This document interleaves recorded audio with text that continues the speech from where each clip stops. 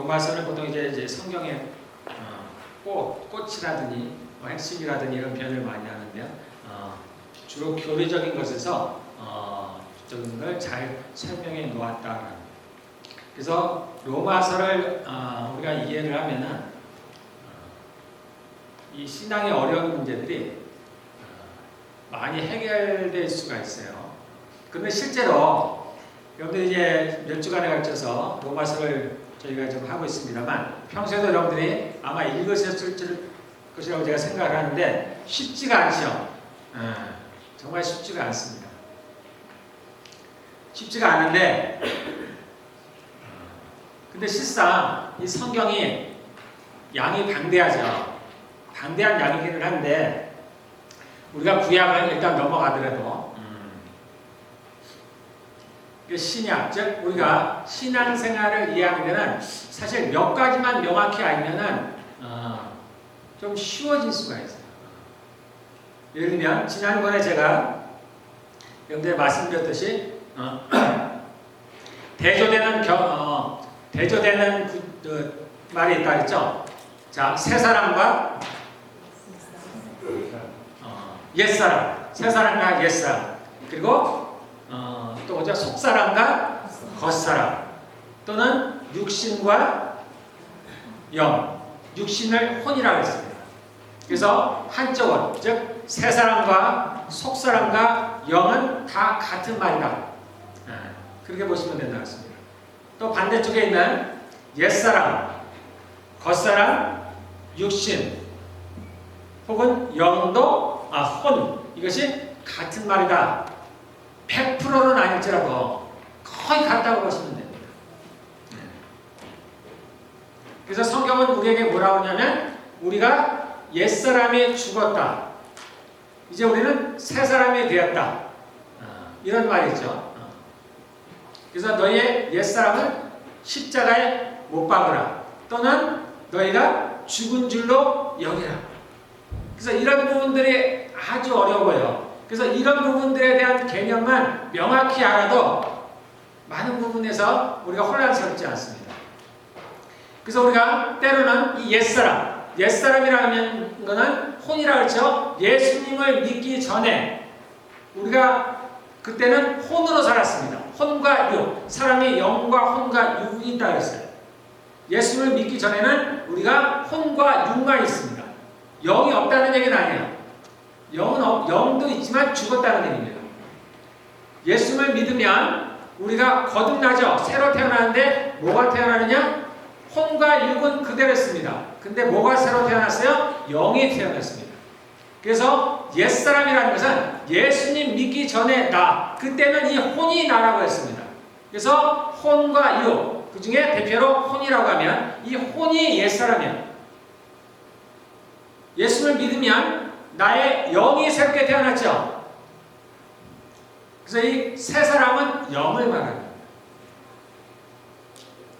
그런데 우리가 혼란스러운 이유 중에 하나가 뭐냐면 옛사람이 죽었다는 거예요. 십자가에 죽었다고 자꾸 얘기를 하는 겁니다. 근데 실상은 어때요? 죽지 않았죠? 그래서 우리가 이 영과 혼을 구분하지 못하면 옛사람이든 새사람이든 다 나라고 생각하는 거예요. 그러니까 아주 혼란한 거예요. 어떤 때는 죽었다고 얘기하고 어떤 때는 새로 태어났다고 하니까 뭐가 뭔지를 모르겠는 거예요. 어떤 때는 죄인이라고 하고 어떤 때는 의인이라고 하니까 이게 아주 혼란스럽습니다. 그러나 그것을 조금만 여러분들 수학 공식을 배우듯이 조금만 그것을 내게 정립하고 있으면 그다지 혼란스럽지 않습니다. 자, 옛사람이 혼이죠. 옛사람이 죽었습니까? 네. 아니라니까. 네. 죽지 않았다는 거예요. 왜냐하면 내가 지금 혼이 있잖아요. 혼과 육체가 있잖아. 죽지 않았어요. 그런데 어떻게 해요? 죽은 줄로 여겨라. 그래서 옛날에 혼일 때는 어떻게 해요? 자꾸 죄를 쫓아섰죠? 그때는 죄의 종이었단 말이에요. 우리가 나중에 나오지만. 근데 이제는 예수님을 믿고 내가 새로운 사람이 되었으니까 내 영이 태어났죠? 그러니까 이제 옛날처럼 살지 말라는 뜻이에요. 그렇지만 여전히 나는 혼과 육체를 갖고 있기 때문에 내가 예수를 믿어도 여전히 옛날처럼 살아가는 거예요. 여전히 죄를 짓는 겁니다. 이것을 바꿔가라는 얘기입니다. 그 옛날에는 혼이 나의 주인이었어요.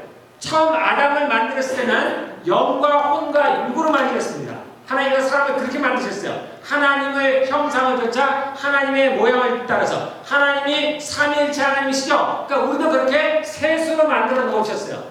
그래서 아담이 자기를 갈 때는 뭐라 하죠? 영이 자기, 영이. 육체와 혼과 육 중에서 제일 위에 있는 게 뭐예요? 영이에요. 하나님은 영이시기 때문에 영이 가장 위에 있습니다.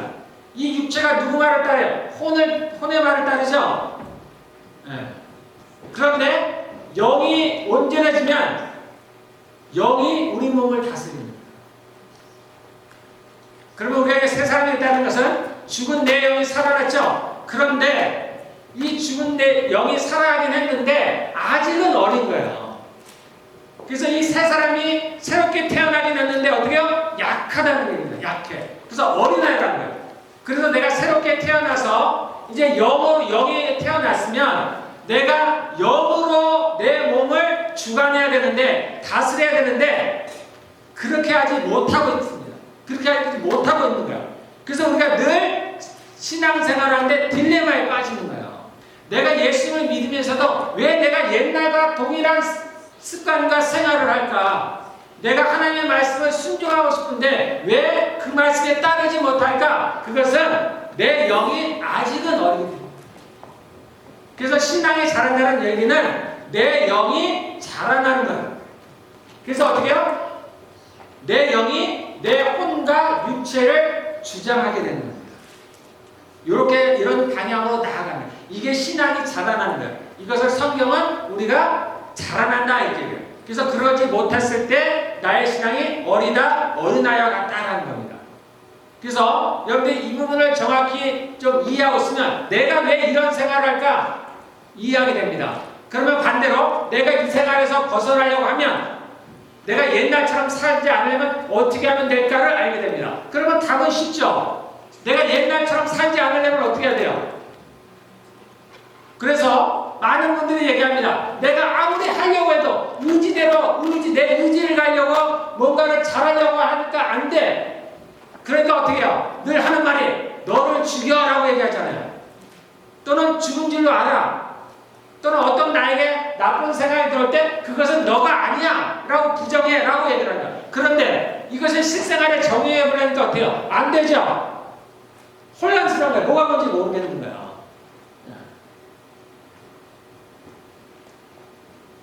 그러니까 우리가 이 부분만 명확히 알아도요, 그 원인을 알 수가 있습니다. 자, 혼은 내가 예수님을 믿지 않을 때 나예요. 영과 혼과 육이 내가 아니라는 얘기가 아니에요. 다 나입니다. 다 나야. 다 난데 예전에는 혼이 나를 주관했어요. 근데 예수를 믿으면 내 영이 새롭게 태어났죠. 그럼 영이 나를 주관해야 되는데 그럼 내가 하나님의 말씀을 따라서 살 수가 있는데 내 영이 아직은 어리다는 거예요. 그러면 어떻게 해야 돼요? 답이 쉽잖아요. 내 영이 자라면 되는 거예요. 영이 자라면 돼요. 답이 굉장히 쉬워요. 내 영이 자라면 돼요. 그러면 내 영이 자라면 되는 줄 알았어요. 그러면 이제 실제적으로, 현실적으로 내 영이 자라기 위해서 무엇을 해야 되는가만 알면 되죠. 뭐 성경을 많이 읽어야 되나? 기도를 많이 해야 되나? 뭐 찬양을 많이 해야 되나? 뭐 어떤 것을 많이 해야 되는지를 알면은 그렇게 하면 되잖아요. 예, 어렵지 않습니다. 사실 여러분들이 요것만 여러분들이 정확하게 알고 있어도요, 정말 많은 부분에서 여러분들 잘 이어집니다. 그리고 어떻게 신앙생활을 해야 될 줄도 알게 됩니다. 우리가 성경에 특별히 예언서들 또는 신약도 마찬가지입니다. 성경을 이해하기 어려운 것 중에 또 하나가 뭐냐면은 초림과 재림이라고 했어요. 구약의 선지자들은 재림을 알지 못합니다. 메시아가 한 번 오는 걸로 끝이 나는 줄 알았어요. 그래서 구약의 예언들은 초림과 재림을 정확하게 구분하잖아요.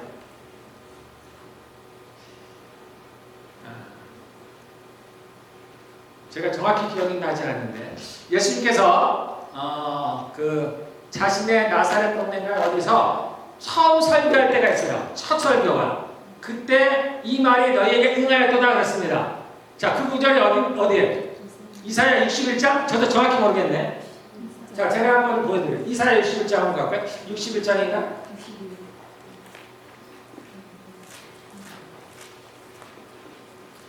자, 이건 제가 준비한 게 아니라서 저도 잘 모르겠어요. 이사야 61장 일 것 같아요.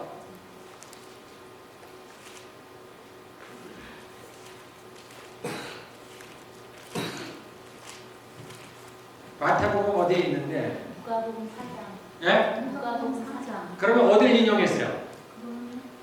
이사야 40. 거기 보통 성경에 나와요. 어디 인용했다고?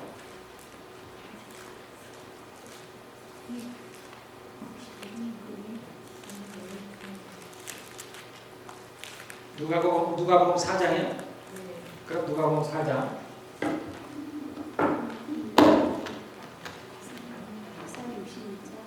61장 몇 절? 예? 1절, 2절? 자, 그러면 아까 처음 찾은 거 누가복음 거기 한번 읽어보세요.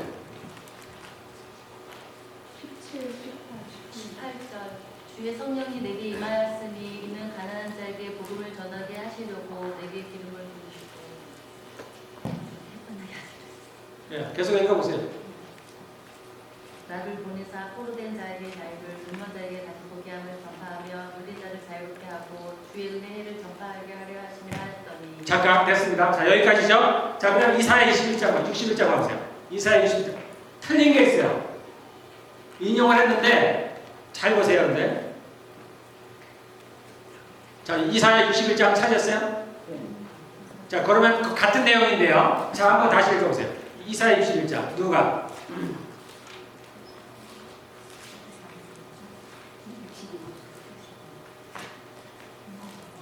주님께서 나에게 기름을 부으시니 주 하나님의 영이 나에게 임하였다.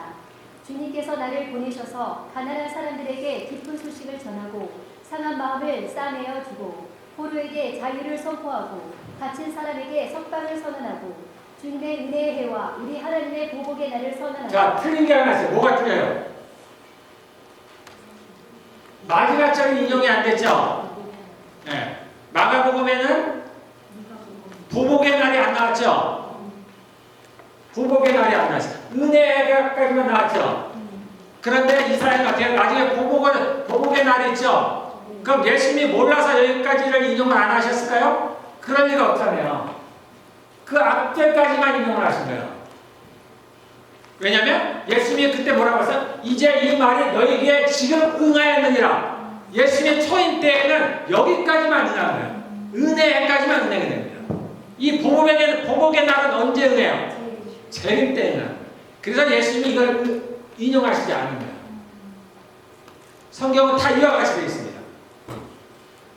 예수님은 정확하시기 때문에 초림 때 일어나는 일들과 재림 때 일어나는 일들 또는 천년왕국 때 일어나는 일들 또는 모든 심판이 끝나고 새하늘과 새 땅에 일어날 일들을 구분해 놨어요. 그런데 성령님은 구분하시지만 그것을 전하는 이사야를 비롯한 선지자들은 그것을 알지 못하는 겁니다.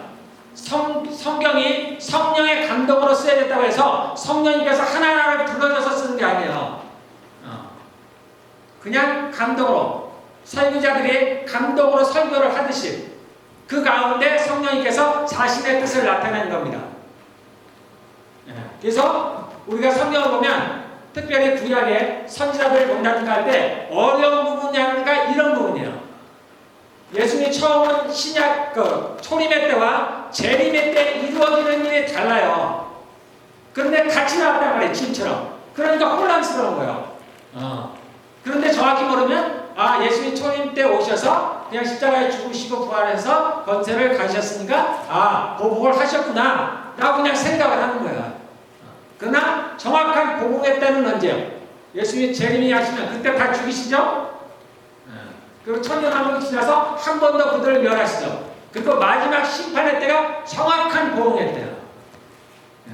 그래서 주의 날 그러면 언제요? 예수님이 처음 오신 날도 주의 날입니다. 그러나 주의 날 그러면 어디요? 보통은 마지막 심판의 때를 주의 날이라고 합니다. 그래서 여러분들이 이러한 부분들을, 이러한 차이들을 조금 알고 나면은 조금 쉬워져요. 그럼 이 부분은 초림 때 이거죠. 그러니까 우리가 억지로 깨맞출 필요가 없는 거예요. 자, 그 다음에 또 하나 어려운 게 뭐냐면 초림과 재림이 구약에 몰랐죠. 그리고 초림과 재림, 우리는 그 사이에 살고 있죠. 이 사이에 살고 있다는 것을 뭔지를 모르는 거예요. 이때는 어떤 때냐? 주님이 십자가에서 다 이루셨다고 했죠. 그런데 완성은 안 되는 거예요. 이 부분이 뭐냐면 우리에게로 얘기하면 우리가 예수를 믿고 여러분들 구원을 받았어요? 애매하죠? 내가 지금 구원을 받았나 애매하죠? 우리는 지금 그 시대에 살고 있어요. 애매한 시대. 지금은 시작은 했지만 그래서 예수님이 올 때부터가 종말입니다. 심판 때까지가 다 종말이에요. 근데 우리는 그 사이에서 한 지점이 아니에요. 그 사이를 살고 있어요. 그래서 이때는 뭐와 같아서 여러분들 수학 보시면 교집합이라고 했죠? 교집합. 두 개의 나라가 함께 공존하는, 마귀의 나라도 있고 하나님의 나라도 있는 함께 공존하는 시대에 살고 있는 거예요. 그래서 때로는 내가 어떻게요? 죄인이고 때로는 내가 의인이고 때로는 내가 죄의 종이고 때로는 내가 의의 종이고. 어떻게 사람이 죄의 종이 됐을까? 의의 종이 됐을까? 여러분들 혼란스럽잖아요.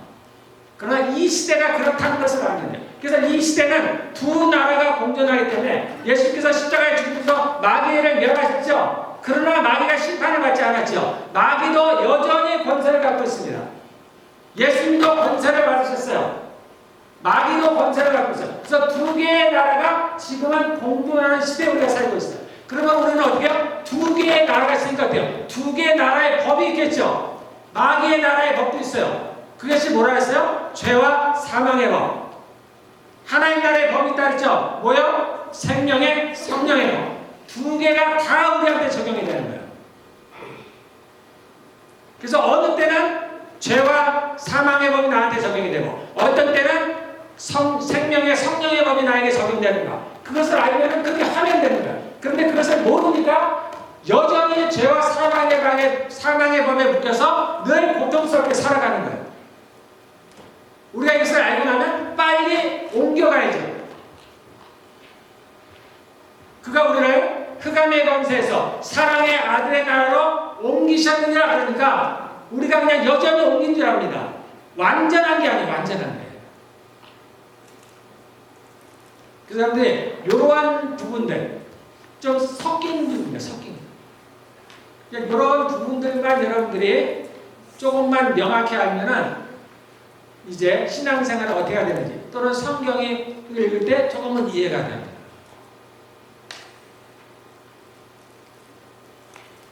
자, 우리 한번 성경 볼까요? 자, 첫 번째. 자, 그래서 지금까지 여러분들 계속 봤지만 거의 이런 얘기죠. 이런 얘기들이 계속 반복되는 거예요. 신앙생활이 거창한 것도 우리가 소위 이 교리적인 부분들은 그렇게 막 광대하지가 않아요.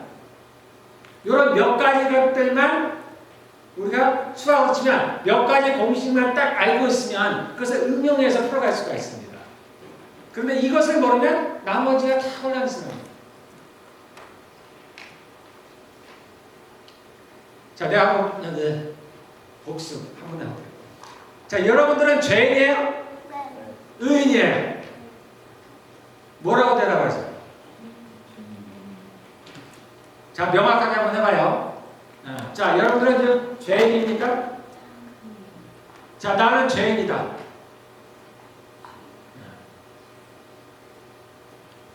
자, 그럼 나는 의인이다. 자, 여러분도 여러분께 이렇게 손을 들었지만 또 안 들은 게 있지만 속으로라도 여러분들 명확히 하셔야 돼요. 자, 내가 이 땅에서는 어떻게 해요? 죄인이죠? 죄인이었죠. 그래서 요한서에는 뭐라 했어요? 내가 죄가 없다고 하면 하나님을 거짓말하는 대로 만드는 것이다. 내가 죄인이다.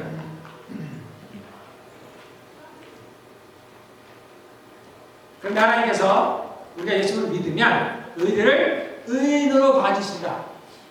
그래서 의인이라고 해도 되는 거야. 그래서 내가 왜 의인인지 또는 죄인인지를 대신 명확히 알고 있습니다. 그래서 나는 매일 죄를 지어요. 그러니까 죄인이야, 죄인. 그런데 내가 하나님께 회개를 하면은 내 죄가 사해지죠. 또는 그렇지 않다 할지라도 주님께서 우리가 예수를 믿으면 미래에 우리가 마지막 심판 때 정확하게 그것이 완성이 된다 그랬죠? 그때 구원이 완성이 되는 겁니다. 그 심판 때 마치 여기는 뭐와 같다 했어요? 구치소와 같다. 재판을 받기 전에 잠깐 대기하는 거죠. 그래서 내가 완전히 나중에 무죄 판결을 받을 줄 알아요. 그럼에도 불구하고 아직은 판결이 안 났기 때문에 죄인인 거예요. 그러나 내가 미래에 무죄 판결을 받을 것이 너무나 명확해. 왜냐하면 예수님께서 그 일을 이루실 줄을 믿으니까. 그러니까 비록 내가 이 땅에서 지금은 죄인의 모습이지만 의인이라고 하는 거죠. 그래서 내가 구원은 아직 안 받았죠. 구원은 언제 받아요? 심판 때 정해지는 거예요. 마귀도 정죄는 받았지만 그가 완전히 집행이 돼서 죄인으로 되는 것은 심판의 때예요. 그렇지만 우리를 이끌어 가시는 분이 하나님이시니까 그분은 전능하시니까 나를 반드시 구원해 주실 거라고 믿는 거야. 그래서 구원의 확신을 갖는 거야. 그래서 성경은 두 가지를 얘기를 합니다. 내가 구원을 받았다고 믿으라고 하고 또 하나는 뭐예요? 구원을 이루어가라 라고 얘기해요.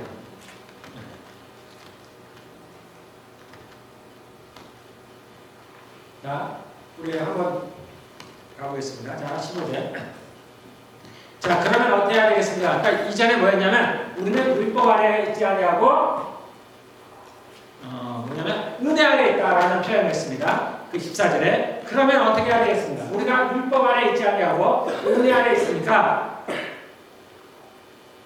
마음 놓고 죄를 짓자는 말입니까? 그럴 수 없습니다. 자, 그러면 우리가 율법과 은혜, 율법 아래에 있다라는 것 또는 은혜 아래에 있다라는 것이 무슨 뜻인지, 그리고 이것이 나에게 어떻게 적용이 되는지,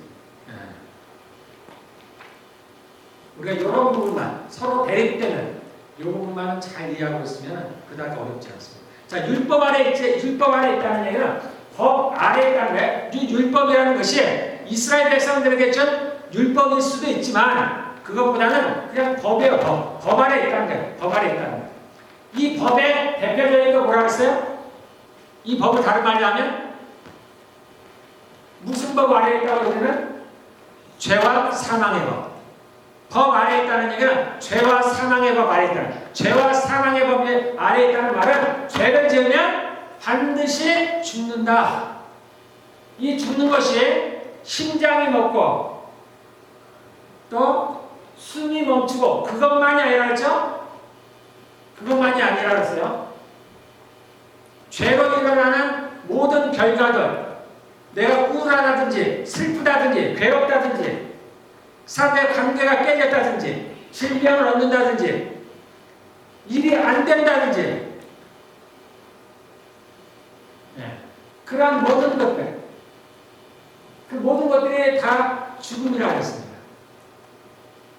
그래서 죄를 지으면 반드시 대가가 따릅니다. 그게 죽음이라는 거예요. 하나님께서 출애굽기 34장에 자신을 설명하는 구절이 나오죠. 나는 여호와라 여호와라, 은혜롭고 자비롭고 노하기를 더디하며 은혜와 진실이 많은 여호와라. 그 다음 구절이 뭐예요? 나는 사유하기를 좋아하는 즐기하는 용서하시는 하나님. 그러나 죄지은 자가 벌받는 것을 용서하지 않는다. 그걸 없애주진 않는다. 그러니까 죄를 용서해주기를 원하시는데 그러나 그 벌을 없애주진 않는다. 좀 이상한 말이죠. 죄를 지은 것은 반드시 대가를 치러야 된다는 거예요. 자, 우리가 예수를 믿고 우리 죄가 사해졌다는 얘기는 하나님께서 우리가 받을 죄를 없애주셨다는 얘기가 아니에요. 그 죄를 예수님이 대신 지어주셨다는 겁니다. 주님은 반드시 죄를 지으면 대가를 치러야 된다고 얘기해요. 이게 하나님 나라의 법입니다. 이건 없어지는 게 아니에요.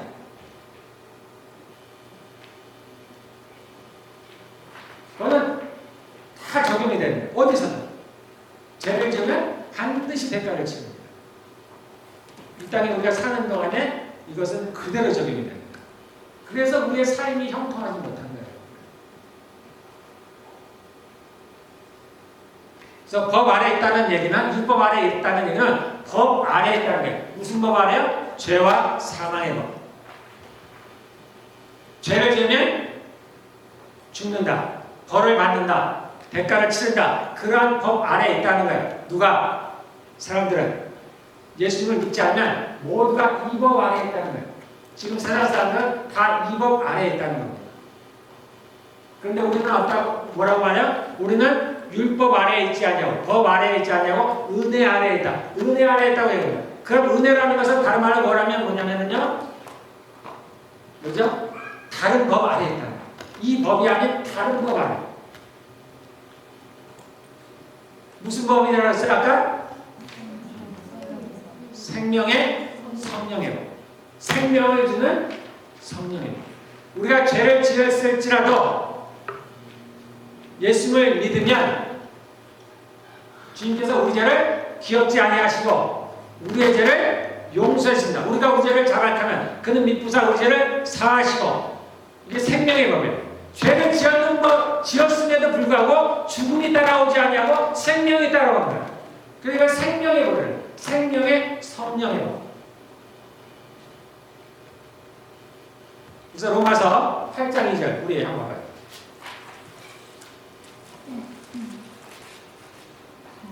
로마서 8장 2절, 1, 2절 제가 이렇게, 그러므로 그리스도 예수 안에 있는 사람들은 정죄를 받지 않습니다. 그것은 그리스도 예수 안에서 생명을 누리게 하는 성령의 법이 당신을 죄와 죽음의 법에서 해방하여 주기 때문입니다.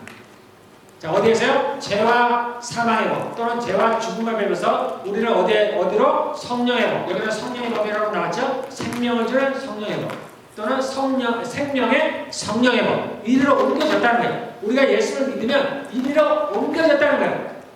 자, 이게 첫 번째예요. 자, 그런데 현실 속에서는 그렇지 않아요. 우리가 이와 같이 죄를 지었어도 생명을 얻는, 예수를 믿으면 생명을 얻는 그러한 법 아래로 왔기 때문에 이 법이 우리한테 적용이 되면 우리에게 감이 없어야 돼요. 장애물이 없어야 됩니다. 마귀가 장애물을 놓으면 안 돼요. 마귀는 항상 죄를 갖고 있는 거예요. 사망아 너의 쏘는 것이 뭐냐? 너의 무기가 뭐냐? 사망에 쏘는 것은 죄요. 죄의 권능은 율법이야. 율법이라는 이 법을 말하는 거예요. 이 법에 따라서 죄를 지으면 죽는다는 죄와 사망의 법을 가지고 이 사망이, 이 원수들이 우리를 쏘는 거예요. 그래서 우리를 죄를 짓도록 합니다. 죄를 짓지 않으면 우리에게 어려운 일이 있을 수가 없어요. 그 마귀가 우리 앞에 장애물을 못 넣습니다. 그건 불법이에요. 하나님 앞에. 그렇게 할 수가 없는 거예요. 그래서 이 사망은, 원수는 뭘 갖고 있어요? 그대로 우리는 한 가지뿐이 없어요. 죄가 없어요. 사망아 너의 쏘는 것이 뭐냐? 다른 버전에서 뭐라? 너의 무기가 뭐냐? 오직 죄 한 가지뿐이에요. 그 죄가 일을 하려면 뭐가 있어야 된다고? 아까 율법이라 했죠? 그 율법이 뭐라 했어요? 죄와 사망이에요. 그런데 우리는 어디로 옮겼어요? 생명의 성령의 법으로 옮겼어요. 그러면 우리 안에 그런 장애물들이 없어야 되잖아요. 그런데 우리의 삶이 어떻게 해요? 여러분 공고하죠? 질병들을 갖고 있죠? 무언가 잘 안 되죠? 사람들과 관계가 끊어지죠? 어렵죠? 내가 괴로워하죠? 고통 가운데 있죠? 그게 맞지가 않잖아요, 현실에. 왜 이게 성경이 맞지가 않지? 그러면 우리가 처음부터 다시 봐야 되죠? 예수님을 믿으면 내가 구원받는 게 맞나? 내가 천국 가면 진짜 내 천국에 갈 수 있나? 이게 틀리면 안 돼. 그런데 현실에서는 맞지가 않잖아요. 그러면 성경이 틀렸든지 아니면 내가 잘못 알고 있는 거죠. 성경이 틀릴 일은 없다고 봐야 되죠. 성경이 틀리면 큰일 나니까. 그러면 어때요? 내가 모르는 게 있구나. 내가 모르는 게 있구나. 그래서 우리가 더 이상 법 안에 아직 있지 않냐고 은혜 안에, 즉 새로운 법이죠. 성령의 법이라는 새로운 법에 있는 건 언제 되냐면 우리가 마지막 심판 때에는 이 법이 그대로 적용이 됩니다. 그래서 그때는 우리가 다 천국에 가는 거예요. 그런데 이 땅에 사는 동안은 다른 거예요. 자, 이 땅은 두 나라가 함께 있다고 했죠. 그래서 이 두 개의 법이 우리한테 적용이 돼요.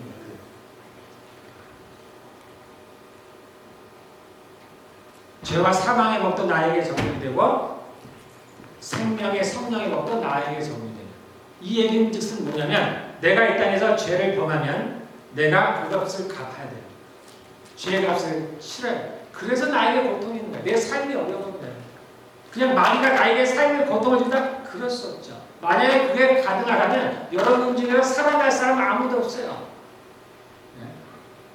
마귀가 우리를 마음대로 죽일 수 있고 마음대로 내 차가 곧 사고가 나도록 한다면 우리는 하루도 한 시간도 한순간도 편하게 살 수가 없어요. 그런데 그럴 수가 없어요. 왜냐면 하나님은 어디에 가요? 이 땅은 그렇게 가능하죠. 법이 있어도 주먹이 어때요? 법보다 가까우니까 경찰이 오는 시간보다 내가 만든 시간이 더 짧잖아요. 그러니까 이것은 불법이 가는 거예요. 나를 치고 도망가 버리면 되니까. 근데 하나님은 어디에든 계시고 그렇게 할 수가 없어요. 하나님은 전지전능하십니다. 마귀가 그렇게 불법을 행할 수가 없어요. 마귀가 불법을 안 하냐? 해요. 그럼 믿지 않는 사람들 가운데 삽니다. 적어도 믿는 사람들 가운데서는 그렇게 불법을 할 수가 없는 거예요. 하나님께서 우리를 눈동자같이 지키십니다. 또 우리에게 각 천사들이 있다 그랬죠? 이건 뭐 믿지 않는 사람들이 믿으니까 특별한 건 아니에요. 그러나 하나님이 믿는 우리에게는 늘 함께 하십니다. 내가 그래서 이 세상이 끝날까지 나를 지키신다는 거예요. 그래서 이 악한 자가 내게 불법을 행하지 못해요. 그렇지만 합법적으로 할 수가 있어요. 언제? 내가 죄를 지으면. 그래서 어떻게 성경은 마귀로 틈을 타지 못하게 하라. 언제 틈을 타요? 죄를 지으면. 다른 거 없습니다. 내가 기도 안 했다고? 아니야. 죄를 지어야 합니다. 우리는 늘 그렇게 생각하죠. 내가 기도 안 해서 틈을 탔다. 아니야. 내가 죄를 지었기 때문에 틈을 탄 거야. 그래서 내게 무슨 일이, 내 가족에게 뭔가 일이 생기면, 안전이 생기면 생각해야 돼요. 빨리 생각해야 돼요. 내가 어떤 죄를 범했을까? 자, 그러면 이 땅에서 두 가지 법이 적용이 된다고 했습니다.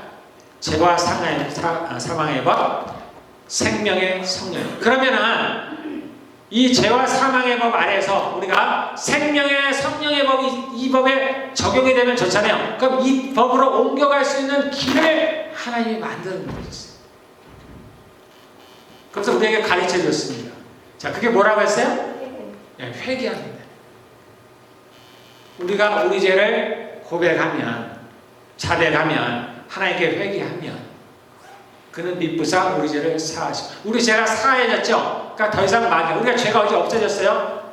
그 죄에서만큼은 제가 의인이 된 겁니다. 지금 이 순간에 회개하는 순간에. 전체적으로 다른 쪽에서는 내가 죄인일지라도 적어도 이것만큼은 내가 회개한 이것만큼 내가 그 부분에서만큼은 의인이 된 거예요. 그러므로 마귀가 나를 어찌할 수 없는, 나를 고소할 수 없는 거예요. 그래서 예수님께서 마지막 만찬 때 제자들에게 발을 씻기는 장면에서 그 얘기를 하시는 겁니다. 우리가 십자가에서 모든 것이 해결됐다면 내 과거의 죄, 우리가 많이 들었죠? 내 과거의 죄, 미래의 죄, 현재 모든 죄가 다 사해졌어. 원죄, 모든 게 사해졌어. 그러면 우리에게 회개가 왜 필요해? 예수님 왜 해결하라고 하죠? 왜 우리가 자격할 이유가 뭐가 있어요? 그냥 선하게 잘 살면 되지. 우리가 대부분 이렇게 하고 있습니다. 그냥 내가 죄를 지었어도 그냥 아예 돌이키고 그냥 좀 착한 일을 하자. 새롭게 살아가자. 이 죄를 해결을 안 하는 거야. 내가 선하게 하는 건 선하게 하는 거고 이 죄를 해결을 해야 돼요.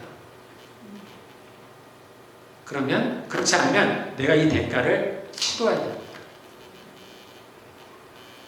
그래서 자, 이거도 마찬가지야.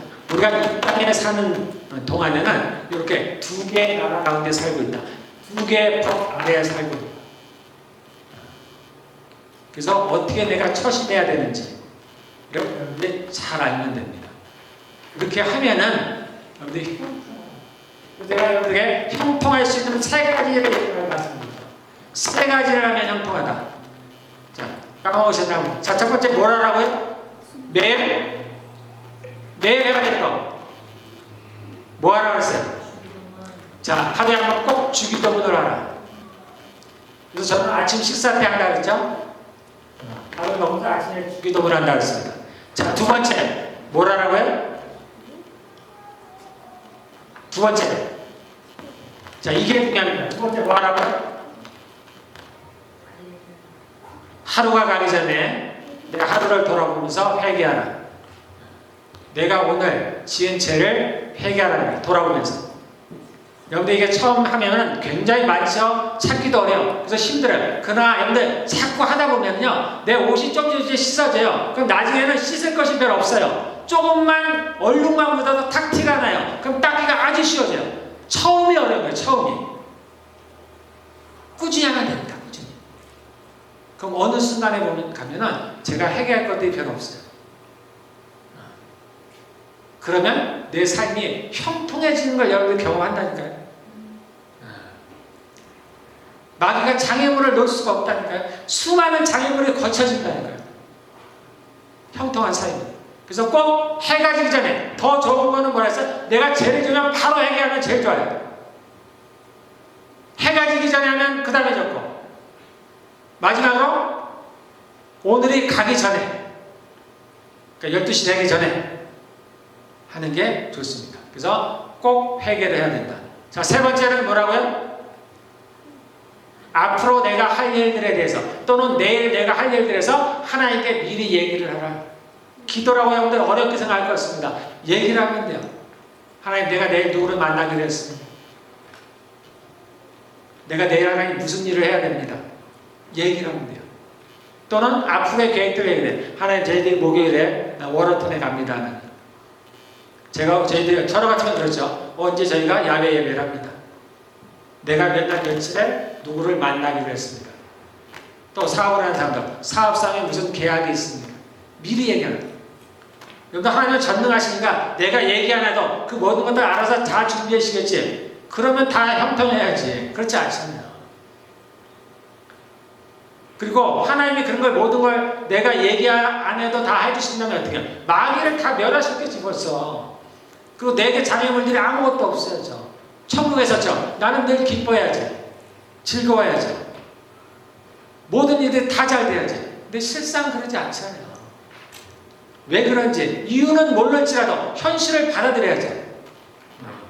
그렇게 되지 않는구나. 하나님이 알아서 다 해주시지 않는구나. 그러면 하나님이 다 해주시지 않으면 그러면 아예 안 해주시나? 마치 먼 반치에서 그냥 바라만 보시나? 내가 어떻게 잘하나 못하나만 보고만 계시나? 그렇지는 않습니다. 성경에 그렇지 않죠?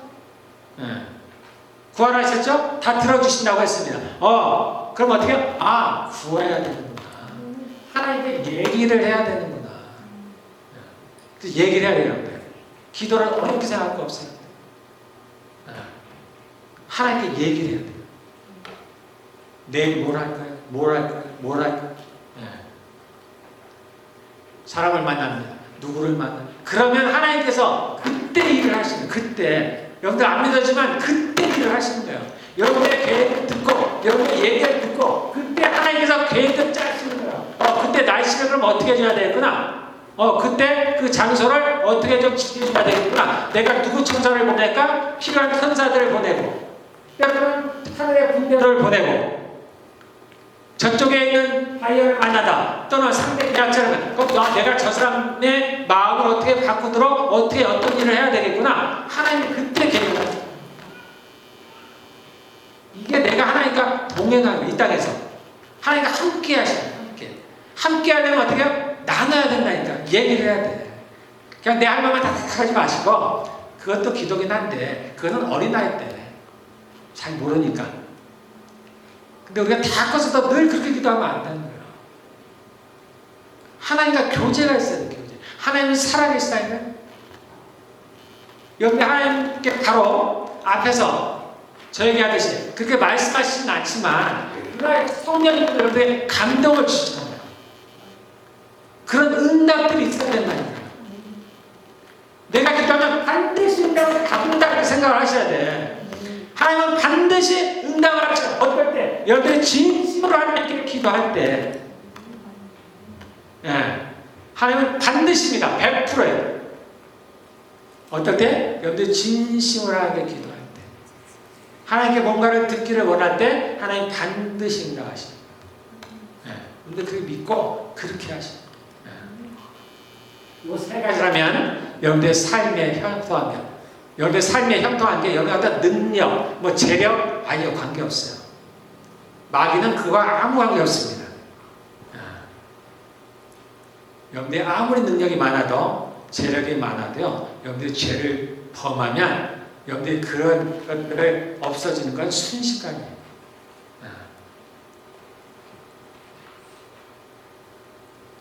세 가지를 하시면 여러분들의 삶이, 그래서 율법 아래에 있다는 거, 내가 은혜 아래에 있다는 부분들 여러분들 명확히 이해하시길 바라겠습니다. 이렇게 들어도 여러분들 이해 못하시는 분들이 많을 거라는 건 알지만 자꾸 들으시면 될 거라고 생각을 합니다. 자, 우리 그 다음에 한번 읽어볼게요. 자, 16절부터. 뒤에 내용은 길지만 죄정, 의정에 대한 얘기예요. 여러분이 아무에게나 자기를 동으로 내 앞에서 복종하게 되면 여러분은 여러분의 복종하는 그 사람의 종이 되는 것임을 알지 못합니까? 여러분은 죄의 종이 되어 죽음에 이르거나 아니면 순종의 종이 된다는 얘기는 의의 종이라도 같은 얘기예요. 죄의 종이라는 얘기는 마귀의 종이고, 의의 종이라는 얘기 또는 순종의 종이라는 얘기는 하나님의 종이라는 얘기입니다. 다 같은 얘기예요. 그러나 하나님께 감사하는 것은 여러분이 전에는 죄의 종이었으나 이제 여러분은 전에 받은 교훈의본이라는 건 복음을 말하는 거예요. 교훈의본을 마음으로부터 순종했다는 얘기는 내가 믿었다는 얘기입니다. 어렵게 생각하실 것이 없어요. 죄에서 해방을 받아서 의의 종이 된 것입니다. 이제 우리는 의의 종이 되었어요. 하나님의 종이 되었습니다. 순종의 종이 되었어요. 19절. 여러분의 이해력이 미약함으로, 여러분의 영이 아직 어림으로 내가 사람의 방식으로 말하겠습니다. 여러분이 전에는 자기 지체를 더러움과 불법의 종으로 내맡겨서 불법에 빠져 있었지만 이제는 여러분의 지체를, 여러분의 몸이라서 단순히 몸만이 아니라 우리의 혼도 마찬가지예요. 우리를 의의 종으로 바쳐서 거룩함에 이르도록 하십시오. 20절. 여러분이 죄의 종일 때에는, 예수를 믿지 않았을 때는 의의 얽매이죠. 의라는 건 하나님과 아무 관계가 없었다 그런 뜻입니다. 21절. 여러분은 그때 무슨 열매를 맺었습니까? 다 죽음의 열매를 맺었죠. 사망의 열매를 맺었습니다. 이제 와서 여러분이 그러한 생활을 부끄러워하지만은 그러한 생활의 마지막은 무엇입니까? 죽음입니다. 첫 번째 죽음은 우리가 육체가 죽는 것. 두 번째 죽음은 무엇이에요? 불못, 지옥이라는 곳에 들어가는 것을 말합니다. 자, 22절. 이제 여러분은 죄에서 해방을 받고 이제 죄에서 벗어났다는 얘기입니다. 마귀에게서 벗어났다는 얘기예요. 죄에서 해방을 받고 하나님의 종이 되어서 거룩함에 이르는 삶의 열매를 맺고 있습니다. 그 마지막은 영원한 생명입니다. 죄의 삭은 죽으며 하나님의 선물은 우리 주 예수 그리스도 안에서 누리는 영원한 생명입니다. 자, 여기 죄의 종이 있고 의의 종이 있습니다. 자, 이 부분도 제가 여러분들에게 명확하게 설명을 할 테니까 이 부분도 혼란하지 마시고 잘 나름대로 그 길을 확증해 주시기를 바라겠습니다. 자, 죄종, 불신자들은 죄종이에요. 죄종이라는 얘기는 죄 아래에 있었다는 얘기입니다. 죄라니까 좀 이상하죠? 그러면 정확히 하면 마귀예요, 마귀. 마귀 아래에 있었다는 거예요. 사단 아래에 있었다는 겁니다. 믿지 않는 모든 사람들은 사단 아래에 있어요. 사단 아래에 있다는 얘기는 다 죄를 지었다는 얘기예요. 그들이 왜 사단 아래에 있어요? 왜 마귀 아래에 있어요? 죄를 지었기 때문입니다. 죄를 지었기 때문에 죄를 지은 자마다 모두 죄의 종, 마귀의 종이에요. 그래서 세상 사람들은 모두 다 마귀의 종입니다. 자, 그러면 우리는 어때요? 예수님을 믿었죠? 그러니까 이제 우리가 어떻게 됐어요? 의의 종이 되었습니다. 의의 종이 되었다는 얘기는 하나님의 종이 되었다는 얘기입니다. 자, 그런데 여기에서 또 여러분들 혼란스럽죠? 내가 예수 믿고 의의 종이 되었는데 여기에 보니까 또 뭐라고 나오냐면 죄를 짓는 자마다 죄의 종이라는 거예요. 근데 가만히 보니까 내가 매일 죄를 짓잖아. 그러면 나는 도대체 죄의 종이에요? 의의 종이에요? 자, 여러분들은 죄의 종입니까? 의의 종이에요? 의의 종입니까? 똑같은 얘기예요. 똑같은. 나는 원래 뭐예요? 내가 예수를 믿었으니까 의의 종이 됐죠? 의의 종이 됐어요. 그런데 내가 죄를 지으면 나는 죄의 종이 되는 거예요. 자, 여러분들 분명히 이해하셨죠? 내가 예수를 믿는 순간에 그가 우리를 흑암의 권세에서 사랑의 아들의 나라로 옮겼느냐. 하나님께 속했죠? 그러니까 하나님의 종이 되었어요. 그런데 내가 하나님의 종이 되었음에도 불구하고 내가 죄를 짓죠. 그러면 내가 죄를 지으면 죄를 짓는 자마다 누구의 종이라고요? 죄의 종, 마귀의 종이 되는 거예요.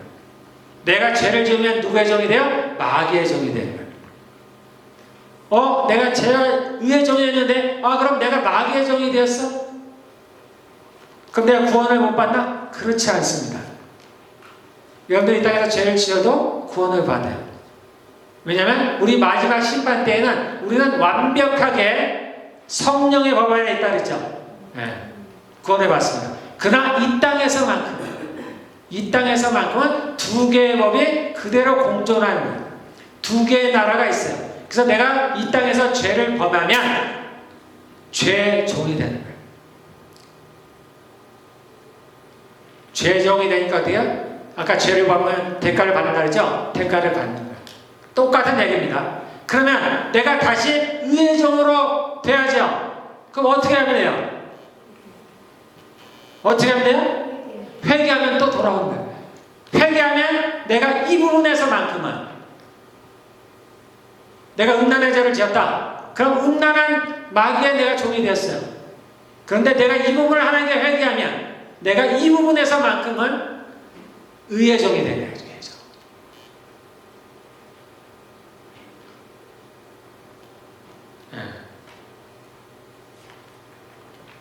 조금 이해가 되셨습니까? 자, 우리 마지막으로 하나만 더 하고요. 짧게 하면 지난 시간에 했던 거예요. 지난 시간에 우리가 죄에 대해서 죽었다는 얘기를 했어요. 죄에 대해서 죽었다. 이 부분이 또 혼란스럽죠. 죄에 대해서 죽었다는 얘기가 뭘까? 지난 시간에 했음에도 불구하고 또 다시 하면 어렵죠. 죄에 대해서 죽었다는 얘기가 나는 죄를 지을 수 없다는 얘기가 아니라 그랬죠. 죄에 대해서 죽었다는 얘기는 내가 죄와 관계가 없다라는 뜻이에요.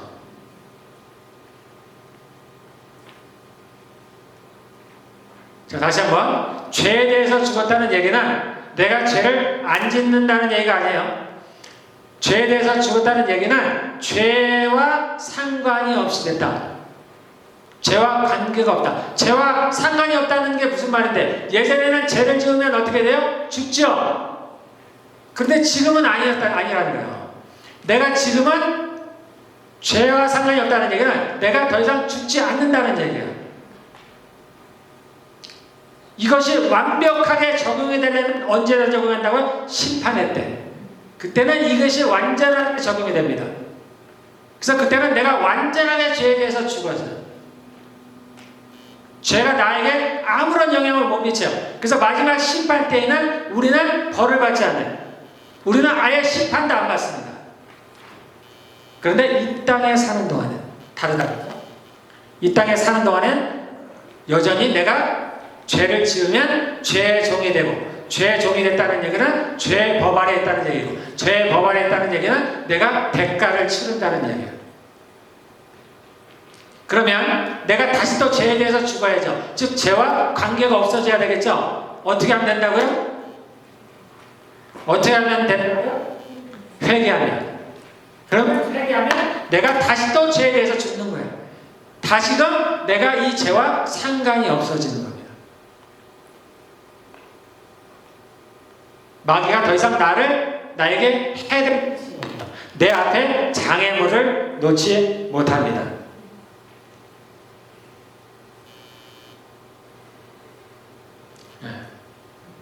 자, 여기까지인데요. 네. 자, 여러분들 몇 가지가 단어들은 다르고 우리가 말은 달라도 서로 비슷한 내용이에요. 비슷한 거. 우리가 이 신앙생활이 어려운 거, 성경이 어려운 거는 우리가 요 사이에 살고 있기 때문에 사이. 예수님이 한 번만 딱 오시고 말았으면 이렇게 어려울 것이 없는데 그때 예수님이 오셔서 그냥 심판을 해버렸어요. 마귀를 그때 지옥에 다 엎었으면 그러면 우리가 어렵지 않을까, 간단했을 거야. 그런데 그렇지 않아요. 이 시간들을 우리가 살도록 하겠습니다. 거기에는 이유가 있어요.